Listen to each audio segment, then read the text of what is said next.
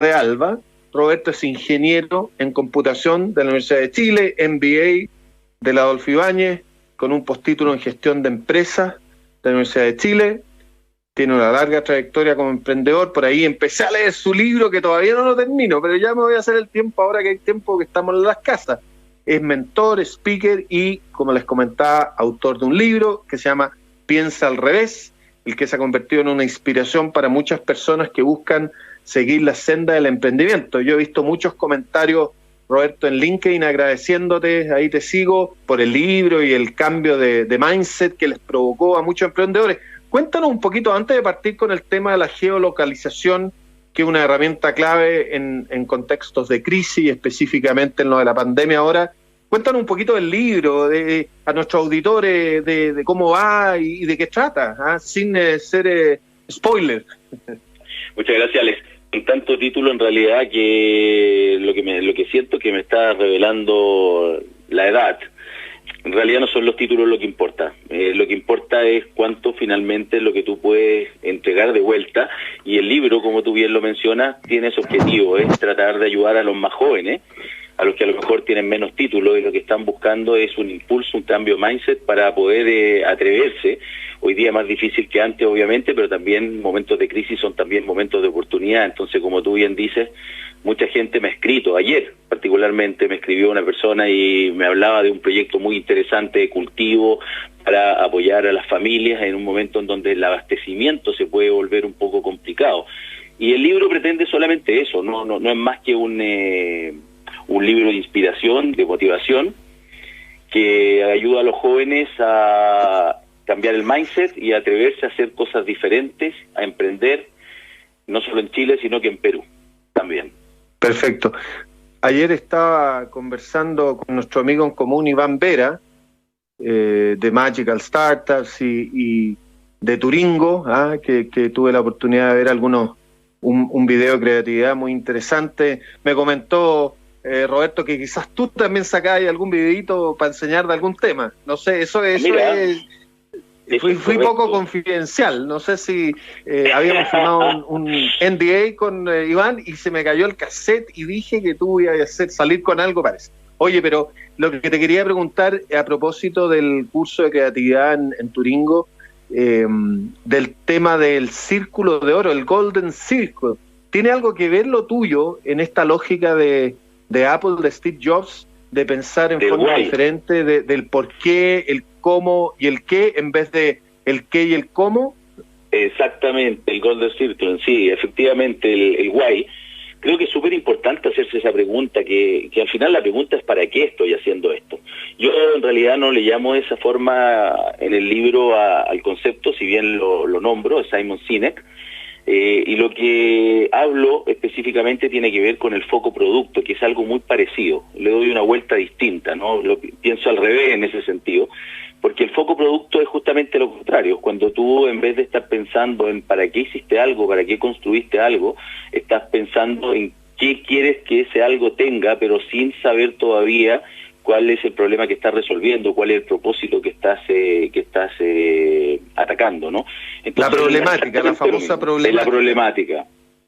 Exacto. El foco producto es un error que además los ingenieros cometemos mucho, que nos preocupamos de poner cosas, hacer funcionalidades, features, ¿no es cierto?, para que el producto sea más sólido, pero muchas veces no entendemos bien el uso que se le va a dar y a veces la simplicidad es la que manda, ¿no?, la que resuelve el problema más básico de las personas y termina imponiéndose por sobre productos más sofisticados. Así es, bueno, había un cambio, porque este tema de, yo como ingeniero comercial, el marketing enfocado a los productos versus el marketing enfocado en el cliente y en los que lo necesitan, digamos, los clientes, no es tan, digamos, de ahora, es un tema que cambió en los 60, 70, 80, pero hoy día se habla más de la problemática, más allá de lo que los clientes necesitan, se habla más de resolver problemáticas, se pone el foco en eso. Yo creo que hoy día más que nunca el menos es más, ha tomado mucho más fuerza. Es correcto lo que tú dices, esto lleva muchos años, ¿no?, la simplicidad de las cosas, pero yo creo que Steve Jobs, que es uno de los que gurú del tema de la simplicidad y del diseño, etcétera, etcétera, lo impuso con muchísima fuerza y hoy día todos tenemos muy claro que ese es el camino. Claro, y la lógica también, Roberto, del el MVP o producto o servicio mínimo viable sigue, valga la redundancia, esa lógica, de no partir diseñándolo todo, sino que ir iterando, probándolo y en la lógica del design thinking ir iterando. Así es, y todo lo que son las metodologías ágiles, ¿no es cierto?, para poder llegar rápidamente a un producto viable que compruebe que tiene valor en el mercado para luego continuar y no desgastarte en grandes inversiones, en desarrollar cosas que nadie quiere o que nadie va a usar. Así es.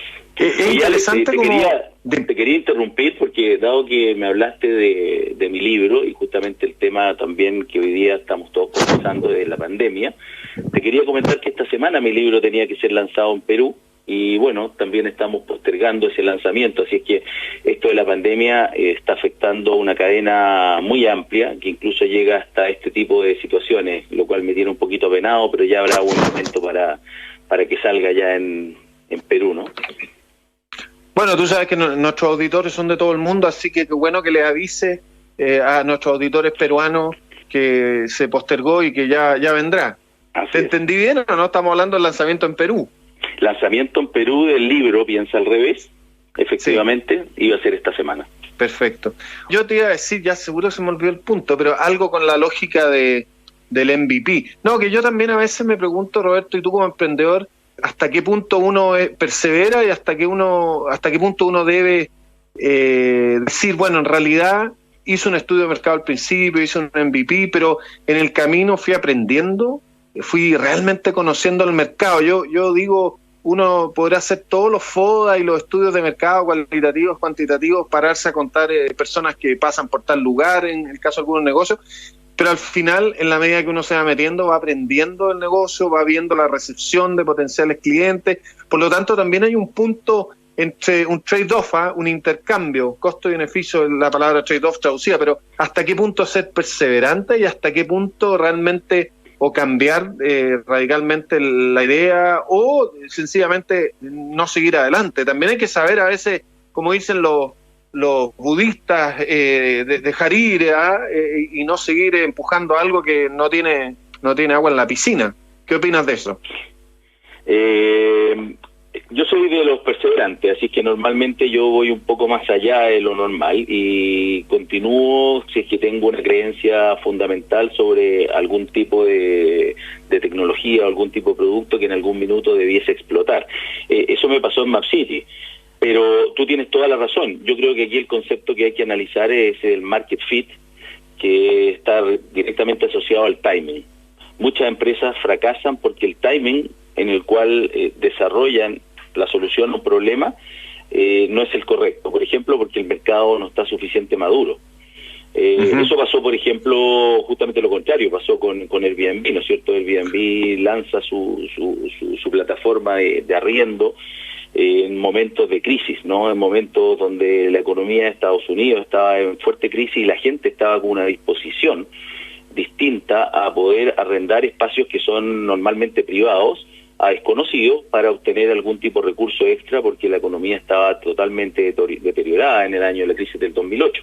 Entonces, bueno, el timing define muchas veces las oportunidades, que es justamente lo que estábamos hablando hace un rato con respecto al coronavirus, digamos, donde hay mucha gente que está viendo oportunidades, independientemente que la economía está sufriendo fuertemente y todos vamos a ver de alguna manera ese daño, pero hay que buscar la oportunidad también dentro del contexto de crisis, ¿no? Así es.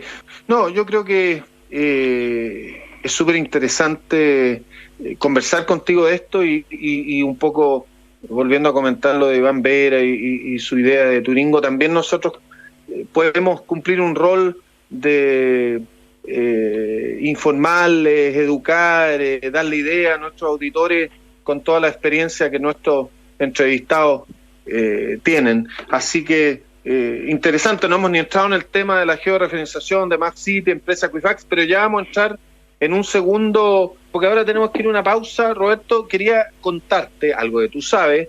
Equifax es una compañía de soluciones tecnológicas basadas en Big Data y Analytics que ayudan a las empresas a tomar mejores decisiones de negocio.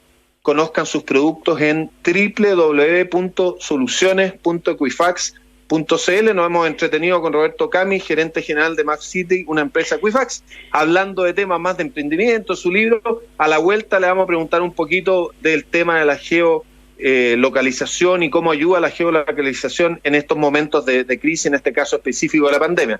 Vamos a una pausa y volvemos enseguida. En la economía actual, los datos son claves para el éxito en los negocios. Equifax cuenta con diversas soluciones basadas en Big Data para impulsar la rentabilidad de cualquier industria, siempre a la medida de sus necesidades. Cobranza, perfilamiento y prospección de clientes son solo algunas de ellas. Conoce todas las herramientas de Equifax y súmate a la era del Big Data en www.soluciones.equifax.cl. En Instagram somos @radioagricultura. Síguenos, infórmate, comunícate, participa, opina. En Instagram, @radioagricultura.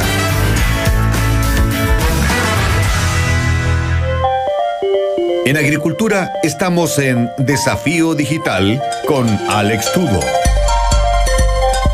Bueno, estamos de vuelta con Roberto Cami, gerente general de MapCity y fundador de MapCity, una empresa Equifax.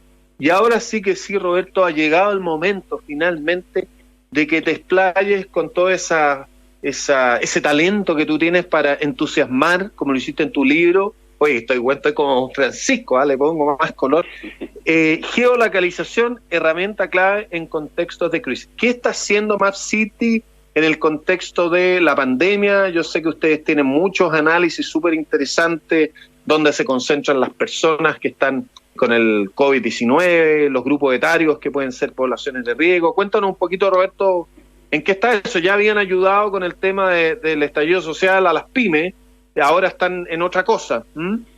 Sí, correcto. Nosotros desde el 18 de octubre efectivamente veníamos mapeando la situación semana a semana y a raíz de ello poder ayudar básicamente tanto a la población como a la gente que está sufriendo desde el punto de vista de la oferta, ¿no? Los locales comerciales, las pymes, etcétera, que son también los mismos que se están afectando por este aislamiento que hoy día estamos sufriendo. Entonces, lo que estamos haciendo es bastante básico. Comenzamos haciendo un mapeo interactivo de la propagación del virus a nivel nacional.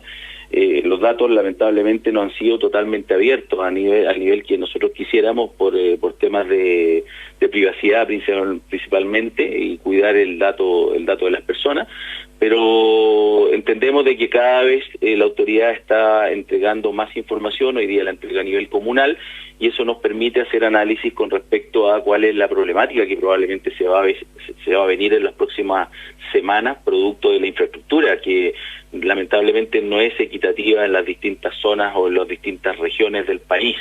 Y aquí te doy un dato, ¿no es cierto? Nosotros tenemos a nivel de farmacias, por ejemplo, un nivel de farmacias muy elevado en zonas como Providencia, donde hay 7 por cada 10.000 habitantes, y sin embargo en otras comunas periféricas, por ejemplo el Bosque o Pedro Aguirre Cerda, tenemos solamente 2. Entonces existe una inequidad desde ese punto de vista que va a obligar que haya un traslado de infectados de una zona a otra, lo cual perjudica el control de la enfermedad y va a aumentar el nivel de contagio. Es algo que es importante predecirlo, porque es la situación que tenemos y este tipo de herramientas, la georreferenciación, son básicas para eso. Oye, se me acaba de ocurrir una idea. A ver qué opinas, si te puedo colaborar. Y después te voy a pedir ayuda en un tema que estoy haciendo para ayudar a un grupo particular que no puede generar ingresos en este momento, pero eso lo vamos a dejar para off the record. La idea que se me ocurrió, tú no podrías obtener de los grandes supermercados, y no tan grandes, supermercados y hipermercados, ¿qué tan llenos están para que la gente se informe, los más llenos? Porque eso es complejo, cuando de repente uno dice, ya voy a ir al supermercado y el supermercado está absolutamente lleno, la gente no guarda el 1,5 metros o 2 metros de distancia. Sería interesante que conociéramos en vivo, digamos, qué tan llenos están, dados los metros cuadrados que tiene el supermercado o hipermercado. ¿Qué opinas de eso? Mira, sí, me parece súper interesante. Esto la estoy anotando, de hecho, la idea para ver cómo podemos trabajarla. Pero yo quiero ir un paso más allá. Lo que hoy día está ocurriendo es que hay mucha oferta de artículos de primera necesidad, productos de primera necesidad, la verdulería, la panadería, etcétera, que están abriendo, están obteniendo salvoconducto para abrir, y la gente no sabe. Y hay otras que están obviamente aprovechando de hacer delivery, están vendiendo solamente a través de ese canal. Entonces yo creo que también lo que tenemos que hacer es informar a la población de que no es el supermercado la única opción. La gente está yendo a comprar, si bien al comienzo compró por meses pensando que iba a haber desabastecimiento, hoy día la gente ya no está tan preocupada de eso y está comprando más en el día a día, cada 2 días, cada 3 días, las cosas más básicas, porque muchas de ellas son perecibles. Entonces, una de las formas de ayudar es poder mostrar quiénes están hoy día atendiendo, quiénes hoy día están vendiendo, y con los salvoconductos que están bastante fáciles de obtener, creo que no es tan complejo. Lo que sí hay que evitar salir a cada rato, porque evidentemente, como tú bien dices, en ciertas zonas se producen aglomeraciones. Por ejemplo, en las farmacias. A mí me tocó ir a comprar para mis padres, digamos, hace poco un remedio, y tuve que recorrer 4 o 5 farmacias hasta que encontré una que no tenía una fila desproporcionada, ¿no? Y ese tiempo que uno está afuera es tiempo de riesgo al final. Entonces hay que tratar de evitar ese tipo de situaciones, y lamentablemente la zona oriente, que es la que tiene mejor equipamiento, también es la zona en donde hay más contagiados. Entonces ahí se produce un desequilibrio que en algún minuto nos va a generar un problema. O sea, me parece súper interesante. Yo, de hecho, tengo el problema que yo vivo acá en Manquehue, en Apoquindo, y hay una farmacia a la que voy, de la cadena que voy, Cruz Verde, a la vuelta en Apoquindo, no sé si está abierto o no. Entonces, si saco el permiso especial para ir a comprar, ya voy ahí, veo que no hay nadie, o sea, que está cerrado o abierto. Esa es una primera pregunta que ustedes podrían ayudar mucho. Y segundo, el concepto que humildemente agrego yo, que quizá al Ministerio de Salud le pueda interesar, que es qué tan lleno está un lugar. Podrían ser aportes importantes a lo que ustedes ya están haciendo, de todas maneras. Sí, es correcto, Alex. Yo creo que aquí nos tenemos que preocupar de 2 temas fundamentales. Desde mi punto de vista, aquí hay 2 situaciones que están en un equilibrio permanente, y que yo creo que la autoridad está buscando que ese equilibrio sea lo mejor posible, que tiene que ver con el crecimiento de la pandemia, que evite colapsar el sistema médico, los hospitales y los centros de salud, y por otro lado el daño a la economía. Y ahí tenemos toda la gama, digamos, de soluciones desde países que han hecho el lockdown completo y que han dicho, bueno, vamos a asumir el costo económico de esto, pero vamos a parar la pandemia de una, a otros países como el nuestro, en donde hemos ido tomando medidas incrementales o progresivas de cierre de zonas en la medida que la pandemia aumenta, para no dañar tanto la economía, ¿no? Al final, ambas cosas, lamentablemente, una con plazos más largos, otras con plazos más cortos, todas van a generar, lamentablemente, un daño en la salud de las personas, porque menor crecimiento, más pobreza, hambre en el mundo, digamos, al final también son muertes. Pero lo que tenemos que hacer es hacer caso a los expertos, que hoy día nos están diciendo que nos quedemos en casa, y creo que son los que nos tienen que dar las indicaciones de cómo actuar. Así que también aprovecho de hacer un llamado a las personas que no se lo han tomado todavía suficientemente en serio, porque esto es tarea de todos, y la generosidad es la que nos va a ayudar a salir de esto, que no tengo ninguna duda que vamos a salir. Sí, yo voy a hacer 2 comentarios que pudieran parecer de visiones de mundo contrapuestos. Uno es que esta pandemia, y con lo que tú comentabas del número de farmacias cada 1000 habitantes, creo que lo comentaste, de alguna forma desnuda realidades que todos conocemos y que seguro van a provocar, y ya están provocando en el mundo, análisis de los intelectuales, de los cambios que el mundo requiere, que el capitalismo requiere, en términos de las desigualdades, de lo ambiental. Hay toda una discusión el fin de semana en la tercera, de Harari y el esloveno Žižek y algún croata por ahí, Horvat, y francés, súper interesante sobre estos temas. Por otro lado, y en ese sentido digo que pudiera parecer contrapuesto, también salió un artículo de una bióloga evolutiva, creo que el nombre se me olvidó, pero Isabel Hahn, que tiene un apellido así como alemán, que estuvo trabajando con los bonobos en el Congo, y que ella decía, la naturaleza y siempre han habido costo y beneficio, trade-off, hay que calibrar las decisiones, y eso va en la línea de lo que tú dices, que al final uno no puede irse totalmente para un lado y totalmente para otro, porque hay que seguir produciendo comida para sobrevivir, ¿ah? Entonces tampoco el no sé cómo le llaman, el lockdown total y parar la producción. Obviamente que todos estamos por proteger la vida de todos, pero también hay que calibrar, no es fácil. Otra cosa es con zapatos, digo yo. Correcto. Mira, tú nombraste a Harari y yo quiero tomar una frase que él dijo hace poco, cuando justamente estaba hablando del COVID-19 y de la pandemia. Él decía que esta tormenta va a pasar, pero las elecciones que vamos a tomar ahora van a cambiar nuestra vida en los años venideros. O sea, él efectivamente está siendo súper claro en decir que estas decisiones de este momento, y son normalmente las decisiones de los primeros días de la pandemia o las primeras semanas de la pandemia, porque esos son los que definen definitivamente el futuro, son las que van a cambiar la situación que cada país o que el mundo en general pueda seguir como trayectoria. Así es que creo que es tremendamente importante que aprendamos de esto y que tomemos las mejores decisiones, y efectivamente tú lo decías, que el tema de esta conversación, la georreferenciación y todo lo que es la información geográfica en particular, nos tiene que ayudar a planificar mejor las ciudades, a entender mejor las ciudades y a prepararnos para una futura pandemia que seguro que va a llegar con algún virus nuevo, y entender de que los datos son realmente relevantes y que los tenemos que utilizar porque están a nuestra disposición. Y Equifax es una compañía que efectivamente se dedica a eso, digamos, al Big Data, a la analítica. MapCity lo viene haciendo hace mucho tiempo, y hoy día creo que queda en evidencia que a lo mejor no fuimos lo suficientemente habilosos, digamos, para haber previsto situaciones como esta, pero el aprendizaje creo que lo tenemos que capturar, ¿no?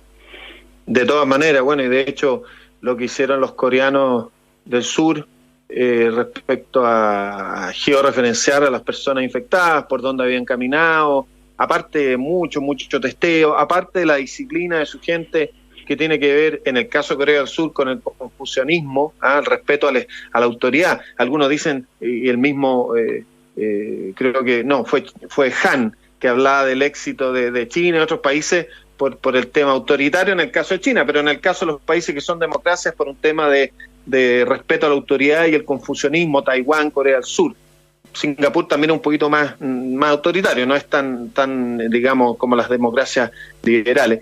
Pero volviendo al punto, estoy totalmente de acuerdo. Yo creo que hay mucho que hacer, como lo hicieron los coreanos, y tienen un tremendo campo para colaborar, para ayudar a ustedes con Equifax, con MapCity, y nos atrasamos un poquito, no lo preveímos, como tú dices. Bueno, y esperemos que de aquí para adelante se ponga mucho más foco en eso, Roberto.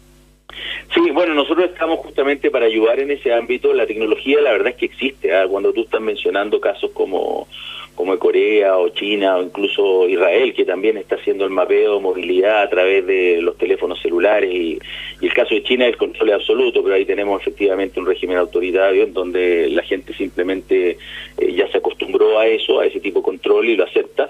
Acá se viene toda una discusión con respecto a lo que es la protección de los datos personales y hasta dónde podemos llegar por un bien mayor. Sí. Yo creo que hoy día tenemos que lograr avanzar en esa línea y entender de que para el caso particular de esta pandemia, la data disponible va a ayudar a controlarla.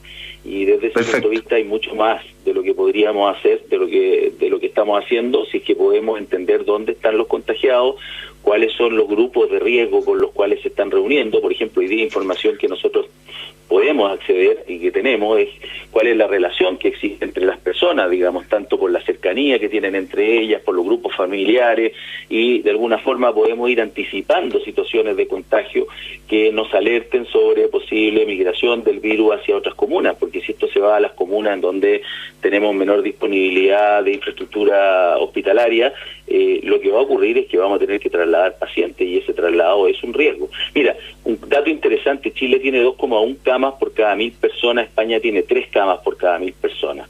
El problema que tenemos en Chile es la distribución de esas camas, que están absolutamente concentradas, si hablamos de la región metropolitana, en la zona oriente o en las zonas más acomodadas. Y eso necesariamente, y esto es un hecho, digamos, va a colapsar el sistema primero en esta zona. Entonces, bueno, ahí es donde tenemos que preocuparnos de anticiparnos para que lo que estemos construyendo, lo que planifiquemos, esté en las zonas donde el contagio va a llegar sí o sí. Roberto, se nos fue el tiempo. Agradecerle a Roberto Cami, gerente general de MapCity, una empresa Equifax, que estés muy bien, que esté muy bien tu familia y bueno, estamos con nuestros auditores, nos veremos en un próximo programa. Gracias, Roberto. Gracias a ti, Alex, por la llamada y la conversación siempre interesante. Un abrazo. Cuídate. Buenas noches. En Agricultura fue Desafío Digital. Una presentación de Equifax, empresa global de datos y analítica con soluciones a la medida de las necesidades de todas las empresas. Conducción, Alex Tudor. Corresponsal Zona Euro, Mijael Fuchs. Producción, Giorgia Pagani.